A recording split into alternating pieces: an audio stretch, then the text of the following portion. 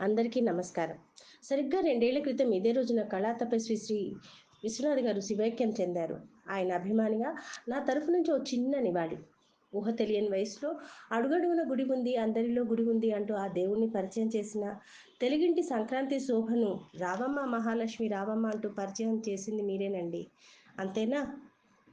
ఏ పాటనే పాడను బ్రతికే పాటైన పసివాడననే పాటతో మమేకమైన నా ఉశ్వాసం కవనం నా నిశ్వాసం గానం అంటూ ఆ పాటలను నా రోజువారీ జీవితంలో భాగం చేసుకోవటానికి దోహదం చేసింది మీ సినిమాలేనండి.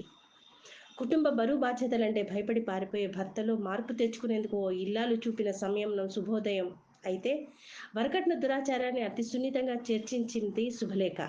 భార్య తప్ప పరస్త్రీ ఆ దేవదేవితో సమానమని స్త్రీమూర్తికి అగ్రతాంబూలం ఇచ్చినది సప్తపది సినిమా. ఇలాంటి మంచి సినిమాలను అందించిన సంస్కారం మీకే చెల్లిందండి.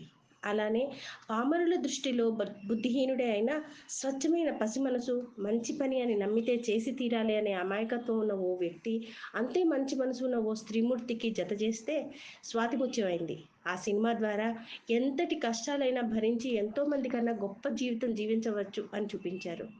ఎంత గొప్ప వ్యక్తి అయినా, ఎంతటి ఉన్నత స్థానంలో ఉన్నా ఈర్ష్య, అసూయలను జయించనిదే మనిషి మహోన్నతుడు కాలేడని మనసుకు హత్తుకునేలా 'స్వాతికిరణం' సినిమాలో చూపించారు.